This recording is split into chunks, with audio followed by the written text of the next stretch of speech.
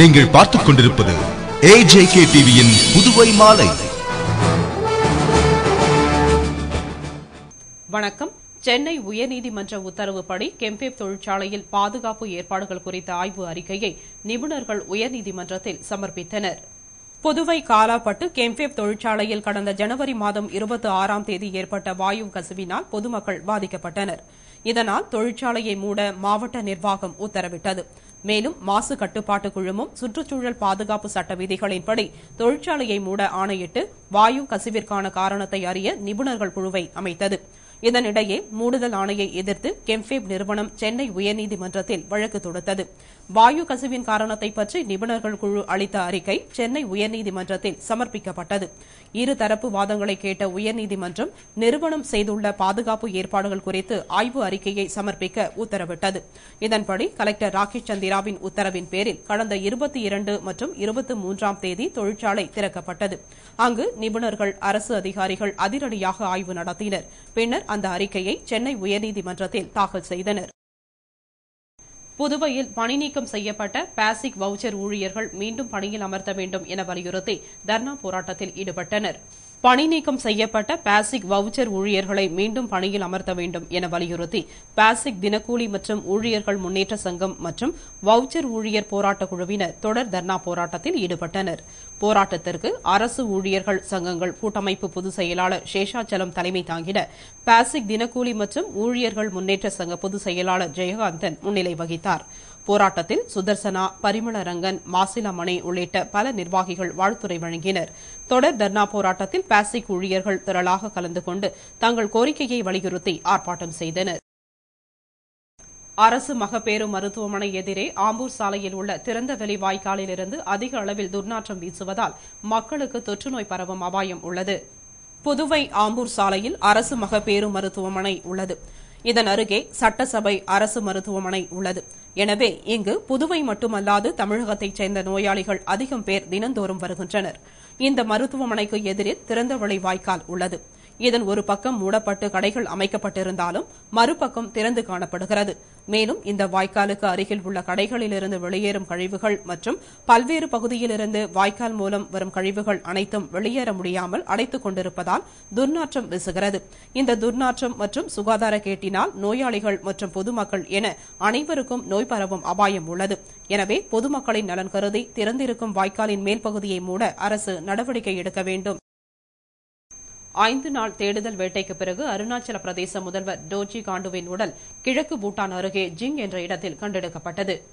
அருணாச்சல பிரதேச முதல்வர் டோர்ஜி காண்டு பயணம் செய்த ஹெலிகாப்டர் மாயமானது. இதனைத் தொடர்ந்து கடந்த 4 நாட்களாக ராணுவ வீரர்கள், துணை ராணுவத்தினர், போலீசார் மற்றும் பொதுமக்கள் என 4000 பேர் கொண்ட குழுவினர் தீவிர தேடுதல் வேட்டையில் ஈடுபட்டனர். தொடர் மழையின் காரணமாக தேடுதல் பணியில் தடை ஏற்பட்டது.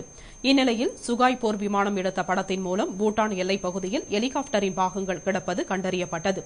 அதனைத் தொடர்ந்து விபத்து நடந்திருக்கலாம் என்ற ஐயத்தில் நடைபெற்ற தேடுதல் வேட்டைக்கு பின் 5வது நாளான இன்று அருணாச்சல பிரதேச முதல்வர் டோர்ஜி காண்டுவின் உடல் கண்டெடுக்கப்பட்டுள்ளது.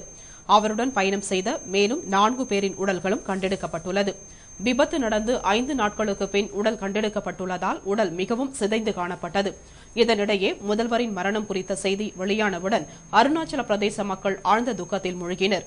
செய்தியை அறிந்ததும் பல்லாயிரக்கணக்கானோர் இட்டா நகரில் உள்ள டோர்ஜியின் வீட்டில் குவிந்தனர். இவரது மரணத்தால் அருணாச்சல பிரதேசமே சோகத்தில் மூழ்கியுள்ளது. புதுவை திண்டிவனம் சாலையில் எரிவாயுவை ஏற்றி வந்த டேங்கர் லாரி புதுவை அருகே கவிழ்ந்தது. இதுகுறித்து ஆரோவில் போலீசார் விசாரணை நடத்தி வருகின்றனர். சென்னையில் இருந்து திண்டிவனம் சாலையில் புதுவைக்கு இந்தியன் ஆயில் கார்ப்பரேஷன் மூலம் 17 டன் கொள்ளளவு கொண்ட கேஸை ஏற்றிக் கொண்டு சிலிண்டரின் ரீஃபில்லிங் மையத்திற்காக லாரி வந்து கொண்டிருந்தது. லாரி வானூர் வட்டம் முரட்டாண்டி அருகே வந்தபொழுது பைபாஸ் சாலையை ஒருவர் கடக்க முயன்றதால் ஓட்டுநர் திடீரென்று பிரேக் போட்டார். அதனால் லாரி நிலை தடுமாறி சாலையின் தடுப்பு கட்டையின் மீது மோதி தலைக்குப்புற கவிழ்ந்தது. அதிர்ஷ்டவசமாக கேஸ் கசியவில்லை. இதனால் எந்தவிதமான அசம்பாவிதமும் ஏற்படவில்லை. மேலும் கேஸ் லாரி கவிழ்ந்ததால் ஆபத்து ஏற்பட்டு விடுமோ என மக்கள் அச்சப்பட்டனர். தகவல் அறிந்து சம்பவ இடத்திற்கு வந்த ஆரோவில் போலீசார் வழக்கு பதிவு செய்து விசாரித்தனர். மேலும் திருச்சியில் உள்ள கேஸ் நிறுவன தலைமையகத்திற்கு தகவல் அளித்து அங்கிருந்து வரவழைக்கப்பட்ட ராட்சத கிரேன் மூலம் லாரியை அப்புறப்படுத்தினர். போராட்டத்தில் ஈடுபட்டுள்ள ஏர் இந்தியா விமானிகள் தங்கள் பிரச்சினையில் பிரதமர் மன்மோகன் சிங் தலையிட்டு பிரச்சினையை தீர்க்க உதவுமாறு வலியுறுத்தியுள்ளனர். ஏர் இந்தியா விமான நிறுவனத்தின் விமானிகள் சர்வதேச சேவைகளில் பணியாற்றும் பைலட்டுகளுக்கு நிகரான சம்பளம் வழங்க கோரி கடந்த 29ஆம் தேதி முதல் காலவரையற்ற போராட்டத்தில் ஈடுபட்டனர்.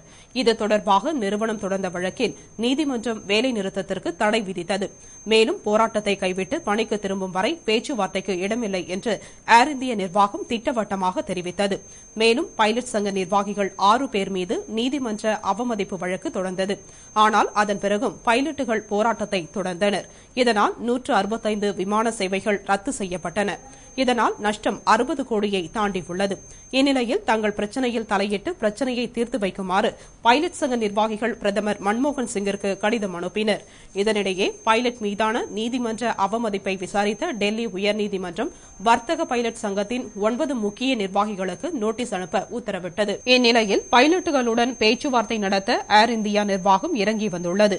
பேச்சுவார்த்தைக்கு வருமாறு பைலட்டுகளுக்கு அழைப்பு விடுக்கப்பட்டுள்ளது. மேலும் பைலட்டுகள் டிஸ்மிஸ் முடிவு மறுபரிசீலனை செய்யப்படும் என்று ஏர் இந்தியா நிர்வாகிகள் தெரிவித்துள்ளனர். குன்னூர் மேட்டுப்பாளையம் இடையே ரயில் பாதையில் சீரமைப்பு பணி நிறைவு பெறாததால் மலை ரயில் இயங்காது என்று ரயில்வே நிர்வாகம் தெரிவித்துள்ளது. குன்னூரிலிருந்து மேட்டுப்பாளையத்திற்கு கடந்த 1ஆம் தேதி ரன்னிமேடு இல்க்ரோவ் இடையே சென்று கொண்டிருந்த மலை ரயில் திடீரென தடம் புரண்டது. ஓட்டுநரின் சாமர்த்தியத்தால் பெரும் விபத்து தவிர்க்கப்பட்டது. விபத்திற்கு பின்னர் தண்டவாளத்தில் இருந்த பல் சக்கரங்களை சீரமைக்கும் பணி நடைபெற்றது. பணியில் சில குறைபாடுகளை ரயில்வே அதிகாரிகள் கண்டுபிடித்தனர். எனவே தற்பொழுது சீரமைப்பு பணி மேற்கொள்ளப்பட்டு வருகிறது. அந்த பணிகள் நிறைவு பெறாததால் குன்னூர் மேட்டுப்பாளையம் இடையே மலை ரயில் போக்குவரத்து ரத்து செய்யப்பட்டுள்ளது. இது நாளை முதல் வழக்கம் போல இயங்கும் என்று ரயில்வே நிர்வாகம் அறிவித்துள்ளது. ரயில் ரத்து செய்யப்பட்டதால் ஏமாற்றமடைந்த சுற்றுலா பயணிகள் நாளை முதல் ரயில் இயங்கும் என்பதால் ரயிலில் பயணிக்க ஆர்வம் காட்டி முன்பதிவு செய்து வருகின்றனர். புதுவை முருங்கப்பாக்கம் திரௌபதியம்மன் ஆலய திருவிழா கொடியேற்றத்துடன் துவங்கியது. முருங்கப்பாக்கம் திரௌபதியம்மன் ஆலய திருவிழா கொடியேற்றத்துடன் துவங்கியது. இதனை முன்னிட்டு கோவில் கோபுரம் மற்றும் சுவர்கள் மின் விளக்கால் அலங்கரிக்கப்பட்டு மின்னொளியில் கோவில் ஜொலித்தது. மேலும் அம்மனுக்கு முன்னதாக சிறப்பு அபிஷேகம் மற்றும் வழிபாடுகளும் கஞ்சி வார்த்தலும் நடைபெற்றது. பின்னர் ஆலய குடிமரத்தில் கொடியேற்றப்பட்டு திருவிழா தொடங்கியது. இதில் திரளான பக்தர்கள் கலந்து கொண்டு சுவாமி தரிசனம் செய்து அம்மன் அருள் பெற்றனர். விழா ஏற்பாடுகளை கோவில் அறங்காவல் குழுவினர், விழா கமிட்டியினர், ஊர் பொதுமக்கள் செய்து வருகின்றனர்.